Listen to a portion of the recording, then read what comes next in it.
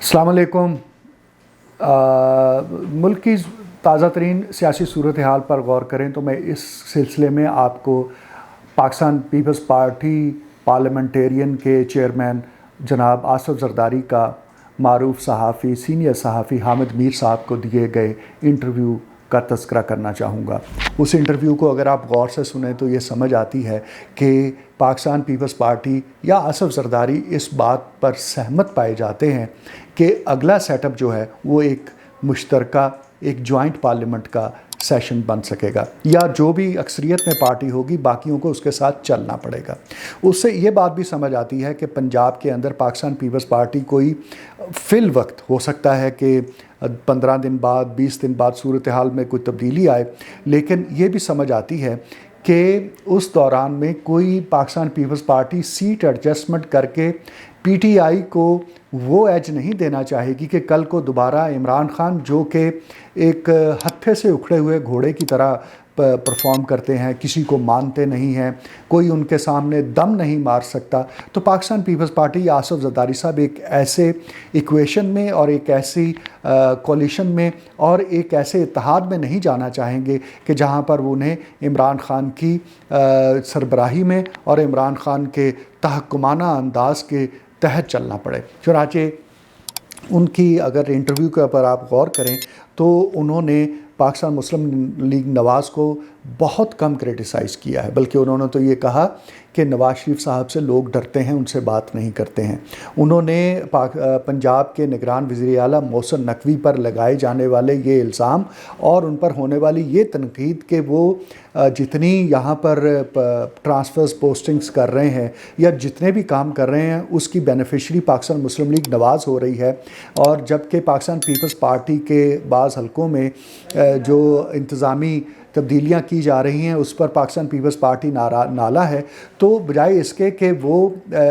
हम नवाब बन जाते हामिद मीर साहब के और ये कहते कि हाँ बिल्कुल ऐसी ही बात है, उन्होंने इसके बरक्स मोहसिन नकवी साहब को डिफेंड किया। और जब हामिद मीर ने ये कहा कि उन्हें तो आप तो उन्हें अपना बेटा कहते हैं, तो उन्होंने फ़ौरन से वो जुमला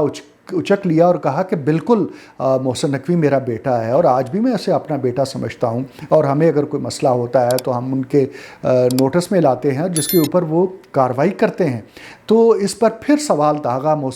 हामिद मीर साहब ने कि लेकिन आपकी पार्टी के लोग जो हैं उनके ऊपर मोतरज़ हैं और उन तनकीद करते हैं। तो जरदारी साहब ने कहा कि उन्हें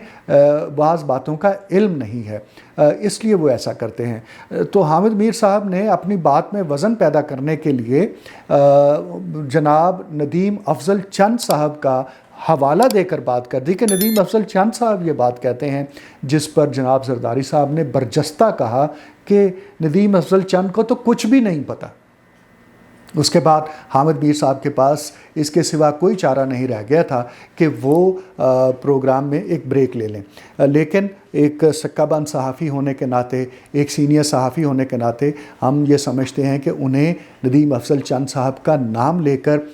वो बात नहीं कहनी चाहिए थी जो दरअसल ख़ुद कहना चाह रहे थे, और उन्हें जनाब जरदारी साहब का मूड समझना चाहिए था, क्योंकि जब उन्होंने नदीम अफजल चंद साहब का नाम ले लिया है तो वो जिस हलके से इंतखाब लड़ेंगे वहाँ उनके मुखालिफ हलके धड़े और जो थड़े हैं जहाँ पर गुफ्तगू होगी सियासी, वो लोग अपने पाकिस्तान पीपल्स पार्टी के हामियों को उनके जियालों को ये ताना देते पाए जाएंगे,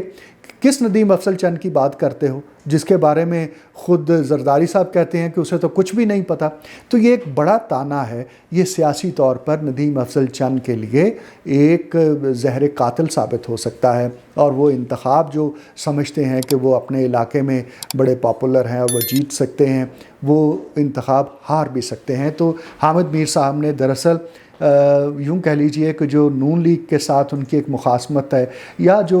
वो उनकी एक हमायत हासिल है पाकिस्तान पीपल्स पार्टी और पीटीआई को, उसका शिकार नदीम अफजल चंद साहब हुए हैं। और ये भी दिलचस्प बात थी इस पूरे इंटरव्यू के अंदर कि जनाब आसफ जरदारी को हामिद मीर बराह रास्त कोई ऐसा सवाल नहीं कर सके कि जिसमें इमरान खान की हमायत के हवाले से कोई एक लफ्ज़ भी वो ले सकें। یہ بظاہر یہ سمجھا جا رہا تھا کہ پاکستان پیپلز پارٹی جو ہے وہ پی ٹی آئی کے ساتھ اتحاد کرنے جا رہی ہے اور جب مل کر سیٹ ایڈجسٹمنٹ کریں گے اور پنجاب کے اندر مسلم لیگ نون کو ٹف ٹائم دیں گے اور سیٹیں نکالیں گے، اور پھر اگر کوئی 60-70 سیٹیں جنوبی پنجاب اور سینٹرل پنجاب اور اپر پنجاب سے ملا کر یہ نکال پائے تو پھر پورے ملک کے اندر سے ایک کولیشن سیٹ اپ کو بناتے ہوئے پیپلز پارٹی بھی حکومت میں آ سکتی ہے۔ لیکن زرداری صاحب کی باتوں سے لگا ہے، جیسے میں نے پہلے کہا، کہ وہ عمران خان کا جو غیر سیاسی رویہ ہے اور غیر انتخابی رویہ ہے اور جو ایک ون مین آرمی کا وہ رویہ ہے، زرداری صاحب اس سے شاکی ہیں اور ان کے اور پی ٹی آئی کے درمیان کوئی انتخابی سیاست یا انتخابی اتحاد ہوتا نظر نہیں آ رہا ہے۔ ایک اور بڑی ڈیولپمنٹ اہم ہوئی ہے اور وہ یہ ہوئی ہے کہ اگر آپ تھوڑا سا غور کریں، ٹی وی چینلز پر ہونے والی گفتگو کو دیکھیں، انٹرویوز کو دیکھیں، تو آپ کو لگتا ہے کہ پاکستان مسلم لیگ نواز کی جو قبولیت ہے، جو ایکسیپٹیبلٹی ہے، اس میں اضافہ ہوا ہے اور اب محض تنقید برائے تنقید کے تحت مسلم لیگ نواز کو نہیں لتاڑا جاتا ہے اور ان کے اوپر وہ والا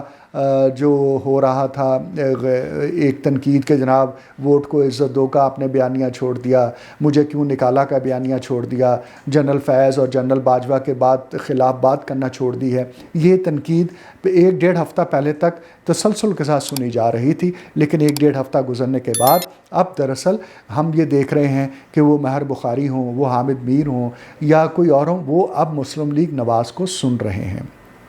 اور ان سے ان کا ایجنڈا پوچھ رہے ہیں اور گویا کہ وہ ذہنی طور پر تسلیم کر چکے ہیں کہ یہ لوگ پاور میں آ رہے ہیں۔ عوام کے ہاں بھی یہی تاثر پایا جاتا ہے، لیکن جیسا میں نے پچھلے ایک ویلاگ میں تذکرہ کیا تھا کہ یہ بات اپنی جگہ بہرحال طے ہے کہ ان انتخابی نتائج کو اسی طرح سے متنازع بنانے کی کوشش کی جا سکتی ہے جس طرح سے 1977 کے انتخابات کو ذوالفقار علی بھٹو کے تحت ہونے والے انتخابات کو متنازع بنا کر 9 ستاروں کی کمپین، قومی اتحاد کی کمپین اور بالآخر ذوالفقار علی بھٹو کو پھانسی گھاٹ تک لے جایا گیا تھا۔ تو یہ آپ اس سے اندازہ کیجئے کہ انتخابات کی کتنی اہمیت ہوتی ہے۔ پاکستان کے اندر ایک انتخاب نے تو ملک کو 2 لخت کر دیا تھا۔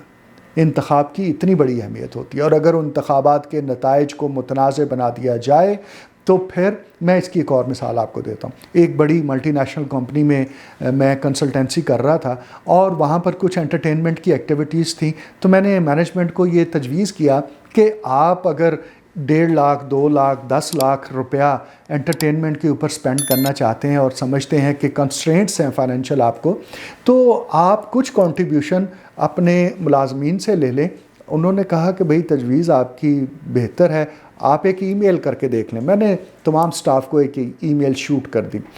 یا کہا گیا انہیں، میں نے ایڈوائز کیا کہ آپ شوٹ کر دیں ای میل۔ وہ ای میل گئی تو اس کے اوپر ایک امپلائی نے کہا کہ یہ کیا بات ہوئی کہ آپ ہم سے پیسے لے کر ہمیں انٹرٹینمنٹ دیں، ہماری تنخواہ کاٹیں گے؟ تو باقی سب لوگ خاموش رہے اور یہ کوئی 1500-2000 لوگوں کی میں بات کر رہا ہوں۔ جب وہ مینجمنٹ کے پاس معاملہ ٹیک اپ ہوا تو میں نے ان سے کہا کہ ہاں، ایک خاتون نے اس کے اوپر اعتراض کیا ہے کہ میری تنخواہ کیوں کاٹ کر مجھے انٹرٹینمنٹ کرائے گی مینجمنٹ۔ انہوں نے کہا کہ اس سلسلے کو یہیں بند کر دیں۔ میں نے کہا حضور، ایک صرف ڈائسنٹنگ نوٹ ہے 1500 کے سٹاف میں اور آپ کہہ رہے ہیں کہ یہ نہ کریں۔ انہوں نے کہا کہ یہ مینجمنٹ کا اصول ہے کہ اگر ایک بھی آبجیکشن ریز ہو جائے تو اس کام کو اگر آپ کریں گے تو پھر اس کا سپل اوور، اس کا ڈومینو ایفیکٹ امپیکٹ جاتا ہے اور بالآخر ایسے ادارے تباہ ہو جاتے ہیں جہاں پر مینجمنٹ اور جو سٹاف ہے ان کے درمیان بود آ جائے۔ تو آپ دیکھیے کہ مینجمنٹ کے اصول میں اگر ایک اعتراض بھی آتا ہے کسی کام کے اوپر تو کس طرح سے مینجمنٹ اس کو سیریس لیتی ہے۔ اور ہم انتخابات کے اندر اگر متنازع پن کو ابھارتے چلے جائیں تو میں آپ کو 1977 کی مثال دیتا ہوں۔ میں کہتا ہوں کہ وہ مقبول ترین لیڈر ذوالفقار علی بھٹو صرف ان انتخابات کی بنیاد کے اوپر پھانسی گھاٹ تک پہنچ گیا تھا اور آج تک عدلیہ کہتی ہے کہ ہم نے غلط کیا، سیاسی حلقے کہتے ہیں غلط ہوا تھا، فوج کہتی ہے غلط ہوا تھا، لیکن اس کا ریورسل نہیں ہو سکا۔ یہ ریورسل ایسے نہیں ہو سکا جس طرح سے 1970 کے انتخابات کے بعد جب ایک مینڈیٹ نہیں مانا گیا، ایک اکثریت کو نہیں مانا گیا، تو وہ اس طرف کا جو مینڈیٹ تھا اس نے کہا پھر آپ کو اپنا مینڈیٹ